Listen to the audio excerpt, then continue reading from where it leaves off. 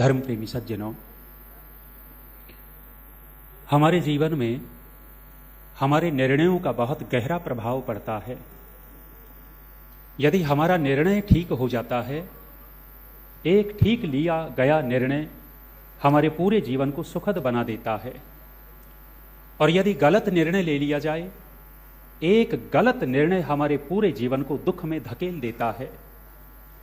इसलिए हमारे ऋषियों ने, विद्वानों ने, बहुत सारे लोगों ने निर्णय लिए हैं जो पाखंड में चले गए।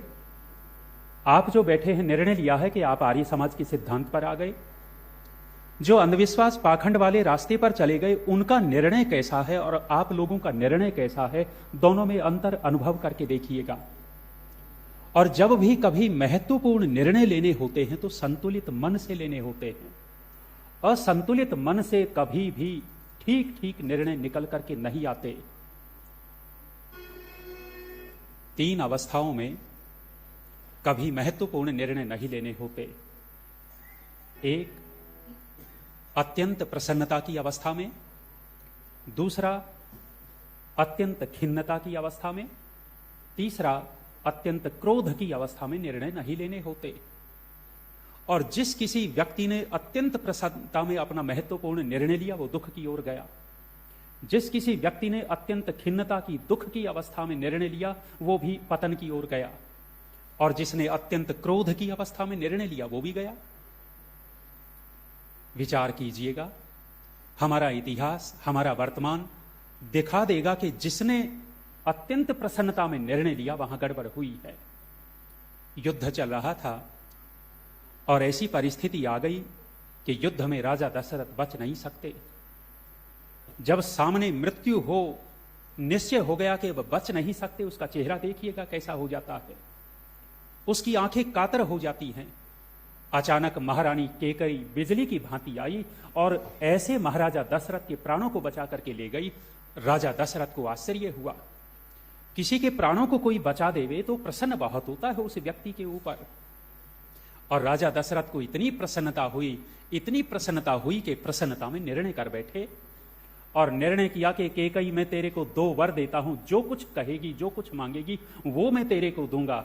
एक तो बहुत बड़ी भूल ये हुई कि मनुष्य होते हुए कह रहा कि जो मांगेगी वो मैं दूंगा। मनुष्य की औकात नहीं है कि जो कुछ मांगे वो दे देवे। भले ही चक्रवर्ती सम्राट थे, लेकिन चक्रवर्ती सम्राट होते हुए भी उनकी एक अपनी सीमा थी। जो कुछ मांगे वो दे नहीं सकते थे। और ये जो निर्णय राजा दशरथ ने लिया था, ये निर्णय कौन सी स्थिति में लिया? अत्यंत प्रसन्नता की स्थिति में निर्णय ले गए। और ये जो निर्णय लिया, ये निर्णय उनके जीवन के लिए घातक सिद्ध हुआ या सुखद सिद्ध हुआ, विचार करके देखिएगा। दूसरा, जब हम निर्णय लेवें तो अत्यंत दुख और खिन्नता की स्थिति में भी निर्णय न लेवें। कई बार हमारे जीवन में संकट आते हैं और संकट आते हैं तो हम विचलित हो जाते हैं। एक बात का विचार कीजिएगा कि कोई चाहे संत महात्मा हो, चाहे साधारण गृहस्थी हो, कर्मों का फल तो दोनों को भोगना पड़ेगा। कर्मों के फल से नहीं बच सकते। और जब कर्म फल देने के लिए उन्मुख होते हैं, उस समय हमारे ऊपर कोई न कोई समस्याएं, बाधाएं, दुख, संकट, क्लेश होते हैं। और उस समय निर्णय करने की स्थिति होती है। हम उस समय को किस तरह से व्यतीत करेंगे, किस तरह से काटेंगे। बहुत सारे लोग ऐसी स्थिति में विचलित होंगे, और विचलित होते हैं तो झाड़ फूंक वालों के पास चले जाते हैं। किसके जीवन में दुख नहीं आता, किसके जीवन में बाधाएं नहीं आती। लोग हमारे जैसों के पास भी आते हैं कि जी महाराज, काम बनते बनते बिगड़ जाते हैं, कमाते बहुत हैं लेकिन बचता कुछ भी नहीं है। किसके जीवन में नहीं होता ऐसा? सबके ही तो होता है। कुछ न कुछ ज्यादा कमाया, कुछ न कुछ खर्चा कर दिया आपने। व्यर्थ के खर्चे तो देखेंगे नहीं और कहेंगे जी खर्च हो जाता है। बनते बनते काम बिगड़ जाते हैं, घर में अशांति रहती है। ठीक ठाक व्यवहार करते हुए भी आपस में परिवार वाले लड़ते भिड़ते रहते हैं। क्या करें? बहुत सारे लोग ऐसी स्थिति में निर्णय करते हैं, झाड़ फूंक वाले के पास जाएंगे, ज्योतिषियों के पास जाएंगे, और वो निर्णय उनका ठीक होता है या गलत होता है। और एक जिसको सिद्धांत मिल गया है, वैदिक सिद्धांत, ऋषि दयानंद जी का सिद्धांत, आर्य समाज और वेद का सिद्धांत मिल गया, वो सोचता है कि अवश्यमेव भोक्तव्यम कृतम कर्म शुभाशुभम जो ये कर्म मेरे पिछले थे वो फल भोगने के लिए उन्मुख हो गए हैं, इसको मुझे भोगना है, काटना है, वो समय आराम से व्यतीत कर सकता है। लेकिन अनेक बार व्यक्ति अत्यंत खिन्नता की स्थिति में निर्णय लेता है और उसका निर्णय गलत होता है। अर्जुन सांझ को जब लौट करके आए, शिविर में लौट करके आए तो सब कुछ गमगीन था, सन्नाटा छाया हुआ था और लोग अर्जुन से आंखें चुरा रहे थे। उस समय आंखें चुरा रहे थे, देख नहीं रहे थे। अर्जुन पूछते हैं हो क्या गया आज? अंदर गए, अंदर भाई भी तो आंखें चुरा रहे हैं। और जब किसी ने संकेत किया कि आज 6-7 लोगों ने मिलकर के वीर अभिमन्यु का वध कर दिया, वीर अभिमन्यु के वध की सूचना पाकर के अर्जुन के मन की स्थिति क्या रही है?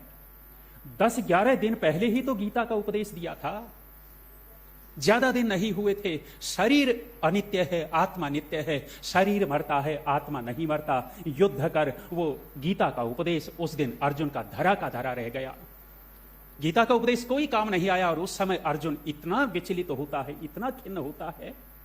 और जब सारी घटना पूछी कि हुआ क्या था, जयद्रथ ने अंदर नहीं जाने दिया। अब अर्जुन जयद्रथ पर टिकता है और विचलित मन से, अत्यंत खिन्न मन से निर्णय करता है कि अगले दिन सूर्यास्त से पहले यदि जयद्रथ का वध न कर दिया तो मैं स्वयं अग्निदाह कर लूंगा। ये जो निर्णय लिया अर्जुन ने, ये कौन सी स्थिति में निर्णय लिया? ये अत्यंत खिन्नता की स्थिति थी। और यदि श्री कृष्ण न होते तो अर्जुन 3 काल में भी अपनी प्रतिज्ञा पूरी नहीं कर सकते थे।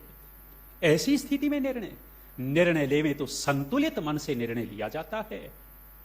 तीसरी स्थिति, तीसरा, जब हम अत्यंत क्रोध में हों, क्रोध की हालत में भी महत्वपूर्ण निर्णय न लेवे। हम आपस में करते ही ये हैं, जब 2 रहते हों इकट्ठा, परिवार में 4-5-10 लोग रहते हैं, छोटी मोटी बात में क्रोध आ जाता है और छोटी सी बात में क्रोध आने के बाद निर्णय ले लेवे। हमने तो ऐसे ऐसे लोग देखे, पूरा करता हूं, ऐसे देखे, क्रोध में देवरानी जेठानी, और देवरानी ने कह दिया कि जा तेरे घर में आज से पैर नहीं रखूंगी। अरे तू गोबर में पैर रखेगी, कीचड़ में पैर रखेगी, अपनी देवरानी के घर में पैर नहीं रखेगी तो कहां पैर रखेगी? लेकिन क्रोध में निर्णय लेते हैं आज से तेरे घर में पैर नहीं रखूंगी। भाई भाई लड़ते हैं, क्रोध में कहते हैं तेरे घर में पैर नहीं रखूंगा। क्यों नहीं रखोगे? पाकिस्तान में पैर रख के दिखा दो, पता लग जाएगा। क्रोध में निर्णय नहीं लेने होता, निर्णय लेवे तो संतुलित मन से निर्णय लिया जाता है। और हे आर्यभद्र पुरुषों, हमारा निर्णय बिल्कुल ठीक है, क्योंकि हम ऋषि दयानंद जी के अनुयायी बने हुए हैं। हमारा निर्णय सर्वोपरि है, क्योंकि हम आर्य समाज से जुड़े हुए हैं। जो आर्य समाज से जुड़ने का जीवन में निर्णय कर लेता है, उसका जीवन निश्चित रूप से सुखमय होता है। अंधविश्वास पाखंड से बचता है व्यक्ति और वेद से जुड़ता चला जाता है। हमारा निर्णय बहुत अच्छा है। और हमारी आर्य प्रतिनिधि सभा के ये जो अधिकारी बैठे हैं, इनका निर्णय कितना सुखद बता रहे हैं। 35 साल के बाद ये उत्सव हो रहा है, 35 साल के बाद महासम्मेलन।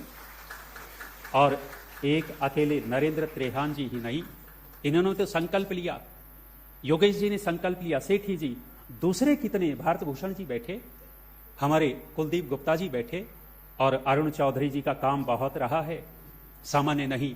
बहन जी बैठी हैं, सुकृति जी, काम रहा इन लोगों का, सब मिलकर के महासम्मेलन कर रहे हो। बहुत बहुत शुभकामनाएं।